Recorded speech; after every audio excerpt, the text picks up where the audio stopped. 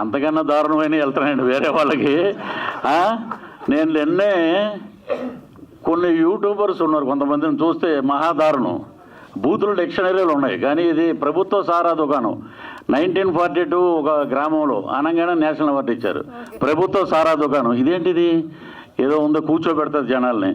So it is a commercial hit cinema. ఏమైనా మీరు description mention చేస్తారేమో అనుకున్నా, అంటే మీకు ఏమైనా మెమరీస్ బయటకు వస్తాయేమో అనుకున్నాను, కానీ మీరు చాలా మందికి అంటే మేము డిగ్రీ కానీ మాకు ఆల్రెడీ తెలుసు. తాడేపల్లిగూడెంలో ఎక్కువ మాకు ఏంటంటే మిలిటరీ హోటళ్ళు ఉంటాయి, ఏదన్నా ఉంటే నిబ్బు ఉంటుంది, అంతే కదా. నిబ్బు క్వార్టర్, ఇక్కడ హైదరాబాద్లో క్వార్టర్ అంటారు, ఎక్కడైనా మేము నిబ్బు అంటాం. ఒక నిబ్బు వేసుకుంటాం, మిలిటరీ హోటల్కి వెళ్ళి ఒక ఆమ్లెట్ తినేస్తాం, వెళ్ళిపోతాం. కానీ అప్పుడు మాకు సారా దుకాణాలు లేవు, ఉన్నాయి కానీ పెద్దలు ఉండేవారు. రే ప్రసాద్ కొట్టుకెళ్ళరంటే, ప్రసాద్ ఏంటి ఇదేంట్రబ్బా అని అంటే, ప్రసాద్ అంటే ప్రభుత్వ సారా దుకాణం. అది ఇప్పుడు అన్నీ బెల్ట్ షాపులు. అది థ్యాంక్ యూ. ఈ మెమరీస్ ఏమైనా లాగుదాం అనుకున్నాను కానీ లేవు, ఆమె సారా తాగే మెమరీ లేదు.